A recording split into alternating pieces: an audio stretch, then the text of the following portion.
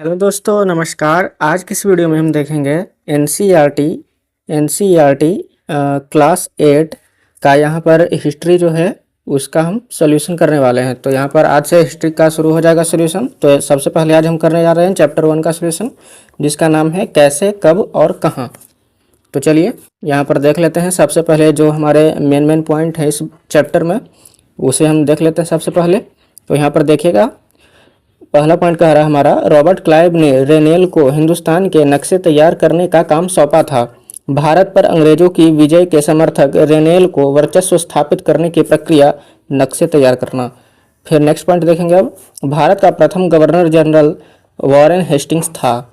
Next point, आखिरी viceroy Lord Mountbatten था। Next point, 1817 में स्कॉटलैंड वेब अर्थशास्त्री और राजनीतिक दार्शनिक जेम्स मिल ने 3 विशाल खंडों में a history of British India, British Bharat का इतिहास नामक एक किताब लिखी थी। अब नेक्स्ट पॉइंट देखेंगे। इस किताब में जेम्स मिल ने भारत के इतिहास को हिंदू, मुस्लिम और ब्रिटिश इन 3 कालखंडों में बांटा था। अब देखेंगे यहाँ पर नेक्स्ट पॉइंट, इतिहास को हम अलग अलग कालखंडों में बांटने की कोशिश इसलिए करते हैं, इसकी भी एक वजह है। हम एक दौर की खासियतों, उसके केंद्रीय तत्वों को पकड़ने की कोशिश करते हैं, इसलिए ऐसे शब्द महत्वपूर्ण हो जाते हैं जिनके सहारे हम समय को बांटते हैं। ये शब्द अतीत के बारे में हमारे विचारों को दर्शाते हैं। वे हमें बताते हैं कि एक अवधि से दूसरी अवधि के बीच आए बदलावों का क्या महत्व होता है। मिले को यहाँ पर देखेंगे नेक्स्ट पॉइंट, कि मिल को लगता था कि सारे एशियाई समाज सभ्यता के मामले में यूरोप से पीछे है। नेक्स्ट पॉइंट, जेम्स मिल का मानना था कि भारत में अंग्रेजों के आने से पहले यहाँ हिंदू और मुसलमान तानाशाह का ही राज चलता था। यहाँ चारों ओर केवल धार्मिक बैर, जातिगत बंधनों और अंधविश्वासों का ही बोलबाला था। चलिए अब यहाँ पर बढ़ेंगे नेक्स्ट पॉइंट की ओर। मिल ने तो यहाँ तक सुझाव दिया था कि अंग्रेजों को भारत के सारे भूभाग पर कब्जा कर लेना चाहिए, ताकि भारतीय जनता को ज्ञान और सुखी जीवन प्रदान किया जा सके। उनका मानना था कि अंग्रेजों की मदद के बिना हिंदुस्तान प्रगति नहीं कर सकता। नेक्स्ट पॉइंट, अंग्रेजों द्वारा सुझाए गए वर्गीकरण से अलग हट करके इतिहासकार भारतीय इतिहास को आमतौर पर प्राचीन, मध्यकालीन तथा आधुनिक काल में बांट करके देखते हैं।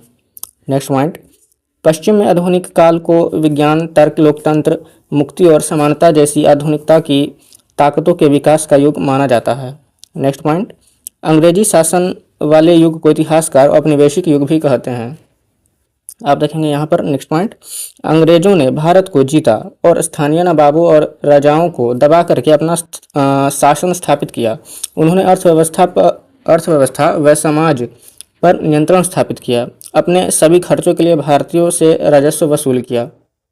अब देखेंगे यहाँ पर अगला नेक्स्ट पॉइंट, यहाँ पर ब्रिटिश शासन के कारण यहाँ की मूल्य मान्यताओं और पसंद नापसंद, रीति रिवाज व तौर तरीकों में बदलाव आए।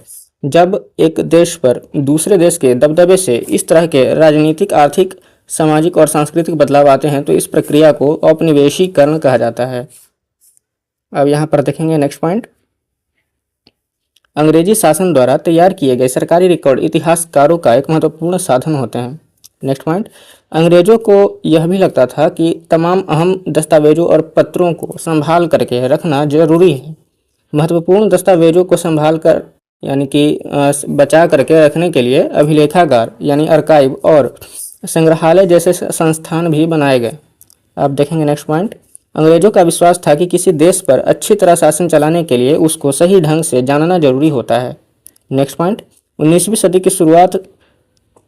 सदी की शुरुआत तक पूरे देश का नक्शा तैयार करने के लिए बड़े बड़े सर्वेक्षण किए जाने लगे।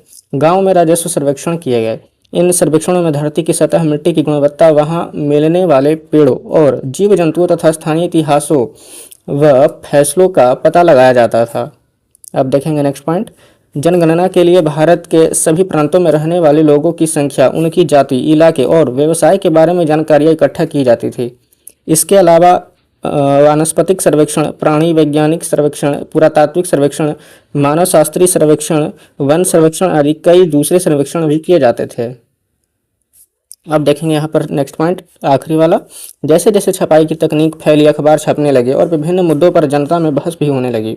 नेताओं और सुधारकों ने अपने विचारों को फैलने के लिए लिखा। कवियों और उपन्यासकारों ने अपने भावनाओं को व्यक्त करने के लिए लिखा। तो चलिए दोस्तों, इसी के साथ यहाँ पर हमारा समाप्त होता है की पॉइंट्स मेन।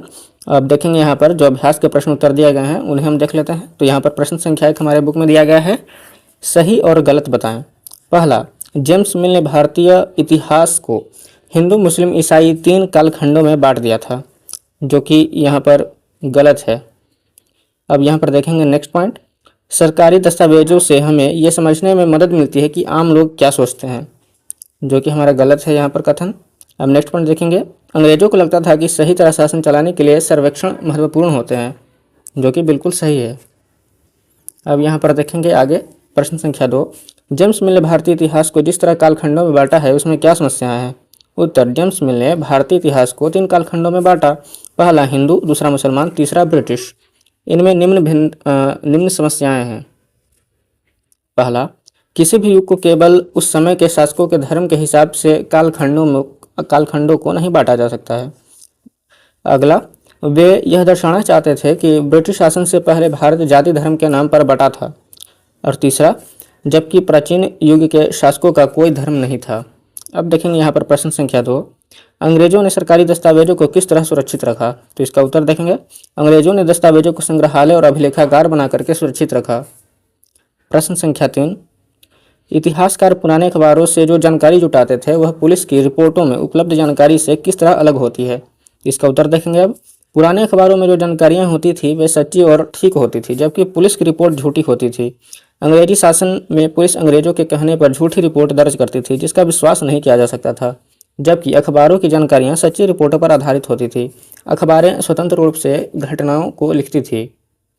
अब देखिए दोस्तों, इसी के साथ यहाँ पर हमारा जो बुक के अंदर दिया गया है अभ्यास में प्रश्नोत्तर, वो हमारा यहाँ पर इसी के साथ समाप्त होते हैं। बुक में हमारे सिर्फ 3 ही प्रश्नोत्तर दिए गए हैं, लेकिन यहाँ पर जो हम अपने नोट्स में लिख करके लाए हैं यहाँ पर महत्वपूर्ण प्रश्न कर करके, तो यहाँ पर जो महत्वपूर्ण प्रश्न है वो भी हम आपको करा दे रहे हैं। तो इसका आप स्क्रीनशॉट ले लीजिएगा, इसे हम बोल करके आपको नहीं बताने वाले हैं, तो इसका स्क्रीनशॉट ले लीजिए। ये हमारे परीक्षा के दृष्टिकोण से बहुत ही ज़्यादा महत्वपूर्ण हो जाते हैं, तो यहाँ पर इसका स्क्रीनशॉट ले लीजिए एक बार आप अपने मोबाइल में। चलिए, उम्मीद है आप ले लिए होंगे।